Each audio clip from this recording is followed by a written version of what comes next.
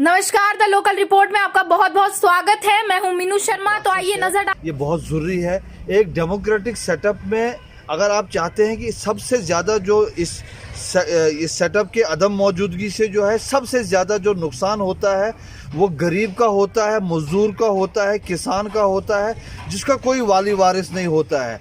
ये political setup ही है जो उस आदमी को थोड़ा रिलीफ देता है। तो पॉलिटिकल प्रोसेस जो है कंटिन्यू रहना चाहिए और ये भी उसी का हिस्सा है। तो क्या जो हमारे डिमांड्स हैं, हमारी जो बड़ी बड़ी डिमांड्स है, डिस्ट्रिक्ट की डिमांड्स है, हमारे एरियाज़ की डिमांड्स हैं, तो क्या इस डीडीसी इलेक्शंस में इतनी पावर है कि वो पूरी कर सकते हैं? नहीं, देखिए बहुत से ऐसी डिमांड्स हैं जो पूरी हो सकती हैं, लेकिन बड़ा अनफॉर्चुनेट ये है कि इस वक्त तक मुझे कहीं से चिनाब वैली के तीनों डिस्ट्रिक्ट, चाहे डिस्ट्रिक्ट रामबन है, डिस्ट्रिक्ट किश्तवाड़ है, डिस्ट्रिक्ट डोडा में है, जो यहाँ के जो असल इश्यूज़ हैं उन पे बात कहीं नहीं हो रही है। न लोगों की तरफ से हो रही है, न पॉलिटिकल पार्टीज़ की तरफ से हो रही है, न कहीं उतना अब मीडिया भी उसमें ज़िम्मेदार है। मैंने किसी भी मीडिया वाले से भी उन इश्यूज़ को उठाते हुए नहीं देखा है। जैसे यहाँ पे राष्ट्रीय उच्चतर शिक्षा अभियान के तहत यूनिवर्सिटी का अब इतना पुराना डिमांड है हमारा, हाई कोर्ट बेंच की बात है, ऐसे वो कपरन रोड की बात है, वायलो टनल की बात है, आपके चंबा रोड की बात है, यहाँ प्रोफेशनल कॉलेजेस को करने की बात है, यहाँ मुफ्त बिजली या इंतहाई कम कीमतों पे, कम नरखों पे सार्फिन को बिजली देने की बात है। कि हम मुतासिर हैं इस जो डैम बने हैं, आपके जो PMGSY ने जो माहौलियात की तबाही की है, जंगलात की तबाही की है, ज़री ज़मीनों की तबाही की है, कहीं इन इश्यूज़ पे बात नहीं हो रही है। तो ये ज़रूर चाहेंगे हम कि ये बड़े इश्यूज़ हैं, ये हो और यही कर सकते हैं, लेकिन अब लोगों की भी तरजीहात वही है, तो लोग सियासी जमातें भी अब वही हैं। सर, ये भी है कि डीडीसी इलेक्शंस कहा जाता है कि लोकल एरियाज़ के लिए है, लोकल एरियाज़ के डेवलपमेंट होगी, तो डिस्ट्रिक्ट और लोकल, डिस्ट्रिक्ट की कैसी होगी और लोकल की कैसी होगी? आप नहीं, देखिए इसमें यह है ना कि ये जो आपका नुमाइंदा है, पहले आपके, अब मान लो डिस्ट्रिक्ट डोडा में आपके 2-3 MLAs हैं, अब जो है आपके 15 नुमाइंदे बनेंगे। जब 15 नुमाइंदे बनेंगे और जो डिस्ट्रिक्ट डेवलपमेंट काउंसिल का जो चेयरमैन होगा, उसका जो स्टेटस है वो होगा एक मिनिस्टर का, तो वो एब्सोल्यूट अथॉरिटी होगा। आपके यहाँ जो फंड्स इस्तेमाल करने हैं, किस सेक्टर में करने हैं, वही तो आपको वो कर सकता है आराम से। क्या इसीलिए बड़े बड़े जो नेता हैं वो भी इस मतलब इस डीडीसी के इलेक्शन में गुती मारे? हाँ, वो तो जाहिर बात है। वो जो भी आदमी जो आप जिनका आपका इशारा जिन लोगों की तरफ है वो तो उसी है, बल्कि उनके लिए तो कॉन्स्टिट्यूंसी भी वैसी ही डिज़ाइन की गई थी, तो ताकि वो आके डिस्ट्रिक्ट डेवलपमेंट काउंसिल का चेयरमैन बने। अब जो ये जो गुपकार डिक्लेरेशन का जो people's alliance for Gupkar declaration जो बना है, थोड़ा सा ये खेल तबाही हुई है, अदरवाइज़ तो बहुत कुछ हुआ था। नहीं, अगर हम अलायंस की बात करें तो अलायंस कहा जाता था कि ग्राउंड लेवल पर नहीं दिख रहा, वो सिर्फ कश्मीर में है, तो फिर कहा गया कि ग्राउंड लेवल पे भी दिख रहा है, तो क्या आप उसको गुपकार अलायंस मानते हैं? नहीं, देखिए ये अलायंस अब ग्राउंड पे कितना है कितना नहीं है, लेकिन कल तक ये गालिब गुमान था कि नेशनल कॉन्फ्रेंस और PDP जो है आपके इलेक्शन प्रोसेस में नहीं होगी, या और कुछ पीपल्स कॉन्फ्रेंस वगैरह। अब जब वो एक हवा तो बनी ना, एक हवा चली, अब ज़मीन पे कितना है कितना नहीं है वो और बात है, लेकिन एक हवा तो चली ना, एक जो वोटर है वो तो मोबिलाइज हुआ ना, जो पॉलिटिकल वर्कर है असली वो तो मोबिलाइज हुआ ना इससे। अब ग्राउंड पे है नहीं है वो दूसरी बात है। हमेशा ये सवाल उठा भी है और उठता भी है कि उनका जो अलायंस है वो उन्हीं 2 जगहों पर हुआ कि जहाँ से शक्तिराज प्रसाद जी इलेक्शन लड़ रहे हैं। नहीं, देखिए वो जो है ना, यहाँ पे एक्चुअल में कांग्रेस इस अलायंस का हिस्सा है ही नहीं, और कांग्रेस की अपनी मजबूरी है, वो रह भी नहीं सकती है। ये जो यहाँ पे हुआ ये मैं गुपकार अलायंस नहीं मानता हूँ, ये लोकल हुआ है इधर। अदरवाइज़ तो फिर बागवा में होना चाहिए था, ठाठरी भद्रवा में, किश्तवाड़ में होना चाहिए था। किश्तवाड़ में तो हैवी वेट है PDP का शेख नासिर, उसके मुकाबले में कैंडिडेट है। ये नहीं है, ये अलायंस नहीं है, ये इन दोनों की, ये इन सब की मजबूरी है। और चूँकि गुन्ना कॉन्स्टिट्यूंसी में NC और कांग्रेस को आसानी से आराम से कह सकते, उनको वहाँ कैंडिडेट नहीं था। आसिम हाशमी तो उसको तो लोगों ने उठाया है। सेम है मरमत में NC के पास मजबूत कैंडिडेट नहीं था, तो ये उनकी ये मजबूरी हो गई, और जो पब्लिक प्रेशर था इन पे ये इन्होंने किया। अब छोड़े, अब बड़ी चीज़ें होती हैं जो। अगर हम आसिम सर के बारे में बात करें तो सोशल मीडिया पे वो आजकल छाए हुए हैं, तो इसका राज क्या है? देखें, मैं आपको कहूँ यार, एक बात है कि अब देखें, अब वो पिछले 20 बरसों से बतौर एक सिविल सोसाइटी, एक एक्टिविज़म में तो एक्टिव है।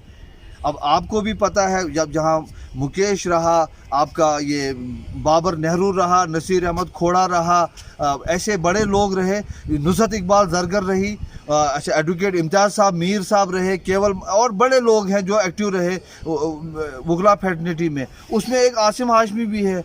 अब जब 15 दिन यहाँ बिजली बंद रहती है, हमारे सब लोग जम्मू में होते हैं, वो अड्डे पे धरना देता है। और दूसरा, वो बार एसोसिएशन का प्रेसिडेंट भी रहा, वोकल भी है, और फिर सियासत जो है उनके खून में है, तो उस वजह से वो जाना पहचाना चेहरा है। और दूसरी बात, अगर आप पूरे चिनाब वैली रीजन में देखेंगे, 3-4 ऐसे चेहरे हैं जो वेल नोन हैं, बाकी तो वही बहुत नीचे लेवल से आए। तो सर ये है कि डीडीसी इलेक्शंस में भी वुमेन रिजर्वेशन है। हमारे खातवा में जाओ आप, या घाटी कॉन्स्टिट्यूंसी है जी, तो यहाँ पे रिज़र्व वुमेन जो रिजर्वेशन है, तो वहाँ पे हमेशा हमारे को देखने को मिलता है कि जो खड़पंच कुछ और पंचेस कुछ होते जी, जी। हैं, तो डीडीसी इलेक्शंस में भी कुछ ऐसा देखने को मिलता है। तो आपको लगता है कि क्या वुमेन्स की अपलिफ्टमेंट हो रही है हमारी सोसाइटी में? नहीं, एक बात है यार, इसमें जो पेंचेस या सरपंचेस में भी वही हुआ तो इसमें भी ये वही खाना पूरी वाली बात है। पर्सनली मैं इसके बिल्कुल खिलाफ हूँ, मैं टोटल इस चीज़ के खिलाफ हूँ। और मैं मीडिया से भी एक गुजारिश करूँगा यार, आपको चाहिए और हमको चाहिए अब एज अ होल नेशन, जो चाहे पॉलिटिकल पार्टीज़ हैं, चाहे आपकी वो दूसरी जो एनजीओज़ हैं, सबको चाहिए कि अगर हमने वुमेन को एम्पावर करना है तो यार, या तो आप किसी नए कैंडिडेट को मौका दो, एजुकेटेड है, ताकि वो 1-2 टर्म में वो ग्रूम हो जाएगी। बाकी ये तो यार कुछ नहीं है। अब किसी कैंडिडेट को हम जानते ही नहीं है, या तो पार्टी है या फिर उसके घर वाले हैं जो एक्टिव हैं उसमें, तो इससे तो होगा कुछ नहीं। और ये मैं आज भी कह रहा था किसी से कि ये बदतरीन ह्यूमन राइट वायलेशन है। जो लोग उनको वोट देंगे, कल उन्होंने करना कुछ नहीं है। अब किचन से आप एक खातून को उठा के लाके डिस्ट्रिक्ट डेवलपमेंट बोर्ड में बिठाओगे तो उसने करना क्या है? अब ये लंबा डिबेट है, इस पे क्या कह सकते हैं, लेकिन ये जो है नुकसान है, क्योंकि म्यूनसिपल कमेटी के इलेक्शन में हमारा तजर्बा है। अब वो शहर की खातून है जो मेंबर बनती है, कहीं नज़र नहीं आती है। आप उन वार्ड्स की हालत देखो, ये ख़त्म है। तो अब जब डिस्ट्रिक्ट डेवलपमेंट बोर्ड में जाएगी वो, तो फिर वहाँ क्या होगा? सर हमें देखने को मिलता है कि डोडा डिस्ट्रिक्ट के अंदर सोशल एक्टिविज़म बहुत है, एक्टिविस्ट बहुत हैं, लोग बहुत एक्टिव रहते हैं, ठीक है। लेकिन जो उसमें रेशो देखने को मिलता है वो ज़्यादा मेल्स का मिलता है, जी। फीमेल्स उसमें नहीं होती। तो आपका क्या मैसेज रहेगा उन फीमेल्स के लिए? नहीं, देखिए, फीमेल्स का आएगा, लेकिन मसला ये है कि यहाँ पे चूंकि कोई पॉलिटिकल मूवमेंट है नहीं। अब अगर आप पिछले उसमें देखेंगे, स्टूडेंट लेवल पे आप देखेंगे, तो ऑल इंडिया स्टूडेंट फेडरेशन एक रही, उसने अच्छे ग्रूम किए थे, वो बड़ी कुछ लड़कियां थी वो उसमें जो एक्टिव थी। और मैं कहता हूं कि अगर उन लड़कियों को आज भी मौका मिले, वो आपको अच्छी मेंबर बनेगी, इवन वो चेयरमैन भी बन सकती है। तो जब तक ना कोई मूवमेंट होगी, एक नज़रिया होगा, एक थाट होगा, आप उस आइडियालॉजी से इत्फाक करते हो या इख्तिलाफ रखते हो, ये अलहदा बात है। लेकिन इवन पॉलिटिकल पार्टीज़ में इस वक्त पॉलिटिकल कार्डर नहीं है। कांग्रेस ने तो 47 में मूवमेंट ख़त्म की, नेशनल कॉन्फ्रेंस ने 75 में मूवमेंट ख़त्म की, बीजेपी में था, लेकिन इनका जो मदर ऑर्गेनाइजेशन आरएसएस है, उनका पैटर्न कुछ और है काम करने का। तो वो पॉलिटिकल वो मैच्योर कार्डर नहीं आ सकता है। अच्छा, लेफ्टिस्ट मूवमेंट थोड़ी सी वीक हुई है, अब वो चले थे, लेकिन उतनी लो पेड एम्प्लॉइज फेडरेशन थी, उसके मुकाबले में मुख्तलिफ सरकारों ने आगे बड़े वो दलाल पैदा किए। अच्छा, दूसरा है कि अब जो एक और नया कल्चर आया है कि एक आदमी रिटायर होता है, 30-40 साल वो करप्शन करता है, गरीबों का खून चूसता है, चौथे दिन पॉलिटिकल पार्टी उसको मैंडेट देती है या डिस्ट्रिक्ट प्रेसिडेंट बनाती है। तो वो तो लिहाजा ऐसे नहीं आएगा। जब तक ना कोई मूवमेंट होगी, कोई या तो कोई नेचुरल कोई लड़की ऐसी होगी, वो और बात है, लेकिन ऐसे अगर कोई मूवमेंट होगी, मूवमेंट में आप अनपढ़ लड़की भी आगे चले, जब वो मूवमेंट में 4-5 साल चलेगी, अल्टीमेट वो ग्रूम हो जाएगी, क्योंकि उसको ग्राउंड रियलिटीज़ का पता होता है। मतलब कि मूवमेंट होनी चाहिए। मूवमेंट होनी चाहिए। तो आपको मैं ये भी बता दूं कि अभी जो इलेक्शन चल रहे हैं तो आपका क्या मैसेज रहेगा लोगों से, या जैसे आर्टिकल 370 टूटा, उसके बाद जो हमारे ऊपर न्यू लैंड लॉज आए, जो नई पॉलिसीज़ आई, तो आप कैसे देखते हो उन सभी चीज़? देखिए यार, ये जो 5 अगस्त का जो एपिसोड हुआ है, 5 अगस्त 2019 का जो एपिसोड हुआ है, ये हमारी रियासत की तारीख का सियाह तरीन दिन है, मैं ईमानदारी से कहूँगा, और किसी ने भी इसको दिल से तस्लीम नहीं किया है। ये ताकत के बलबूते पे हमको ये हमसे मनवाया जा रहा है, हम लोग इसको तस्लीम नहीं करेंगे। दैट मीन्स कि 5 अगस्त के बाद चाहे वो न्यू लैंड लॉ की बात है, डोमिसाइल की बात है, और जो कुछ भी बात है, वो सरासर बदतरीन नाइंसाफ़ी जुल्म की इंतहा है। तो इसको तो हम मान ही नहीं सकते हैं। और ये चीज़ जो है लोगों के अजहान में है, इलेक्शन जो आज इलेक्शन हो रहा है, ये चीज़ लोगों के जहन में है, और कहीं ना कहीं वो एंटी इनकम्बेंसी जो है, it is because of this 5 अगस्त। तो क्या यही कहूँगा कि आप अपने कॉन्शियस को ज़मीर की आवाज़ पे आप वोट दे दो, ज़मीर की आवाज़ पे आप वोट दे दो।